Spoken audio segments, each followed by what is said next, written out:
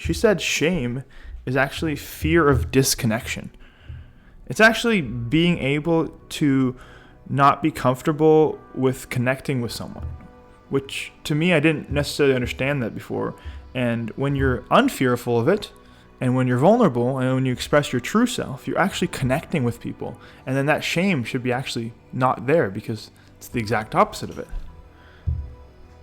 Also, what I really found interesting is how she talks about a conference that she went to where the Costco CEO was talking about how the operations were run at Costco and how their year has been, and it was in Seattle, and she said how the CEO is continuously being grilled about questions about actual logistics and everything. And a lot of the previous CEOs that were talking, it was a conference of these big executives, weren't giving, decisive answers to the difficult questions about their operations. But she found it interesting that the Costco CEO was answering questions that were quite difficult and was being really honest with every answer that he was giving. And it wasn't just given a yes or a no or whatever, but he was actually going into the details of, yes, we did this, or no, we didn't do it, and here's why we did it, or here's why we didn't do it. And just doing this for continuously for a lot of time. At the end, everyone stood up and started clapping for this guy after he just talked about a few questions. But nobody else was clapping for anybody else. However, these questions that we were answering weren't always positive. He was just saying, yeah, we messed this up. This is why it happened. But he really made it clear that when you're honest and you're vulnerable and you're telling people the truth, that's how we get progress to being better and being a better human being, being a better leader.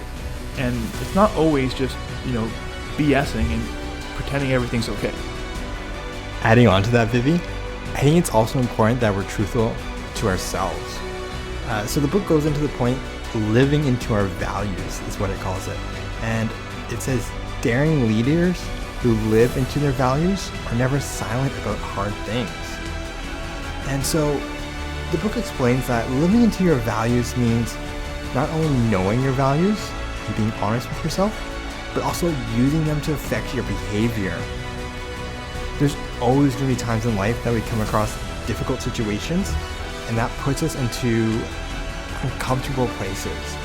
And sometimes we may be given an easy way out. We might be presented with a short-term solution that's easier now, but not actually the correct one for the long term. By practicing your values, it forces you to make the correct decision. With being honest with yourself with what you value and what you want, it helps you make the more difficult or uncomfortable choice if that's the right one. It helps us choose courage over comfort. An example of this might be maybe you have a team project at work or a group project at school, and a group member does some work that's a bit sloppy. The easy way out would just be to let it go. Stay silent. I mean, it's their work, not yours. But maybe one of your values is excellence, and being associated with this sloppy work would not be excellence. So knowing this and being true to yourself, it might help you have that uncomfortable conversation saying how, the work quality, it could be better. And in the long run, this is probably the right call. But in the short term, it's just so much easier to just let it slide, let it be. Oh, it's their part, so it won't affect me. Or, the work is still okay, it's fine. But if you value excellence, well then, just fine isn't good enough. And to add to that, Ryan, research that Brené talked about also shows that the more curious somebody is, the more knowledgeable you become actually. The more you know, the more you want to know, she says.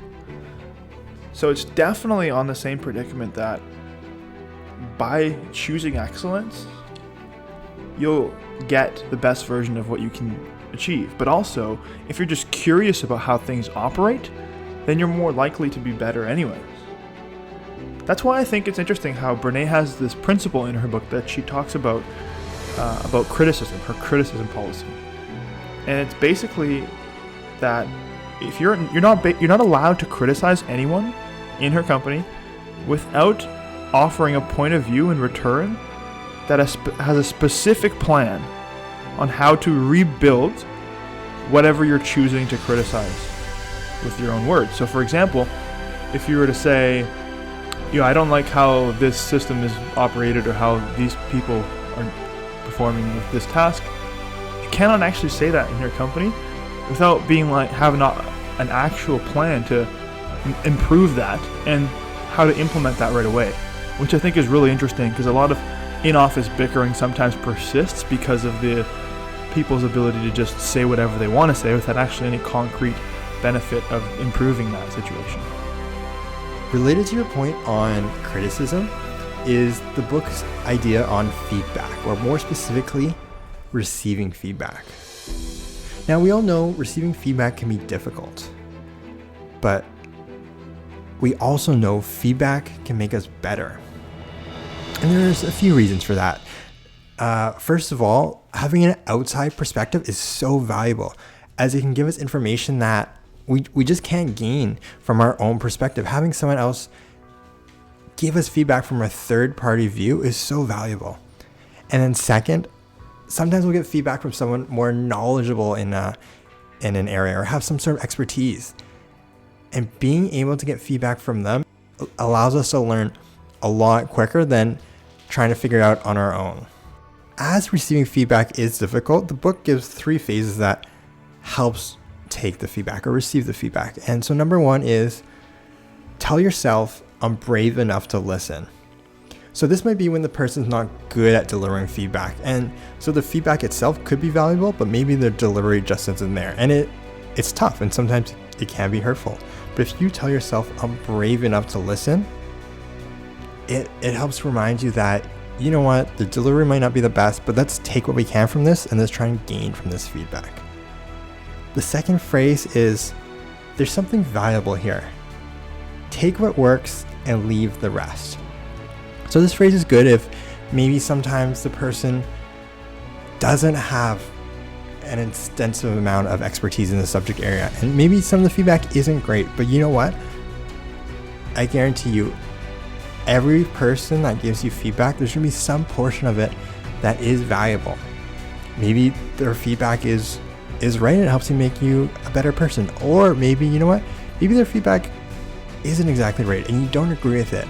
But still it makes you stop and think, why do I not agree with this feedback? Why do I not think it's correct? And I think it helps you become stronger in your own beliefs and what you're good at, because you're able to confirm what you think when someone else has a different opinion. And then the third phrase is, this is the path to mastery. So this is useful when you receive unscheduled feedback and maybe taken a bit off guard. But I think it's just always good to step back and remember how valuable the feedback is, even if you weren't initially expecting it.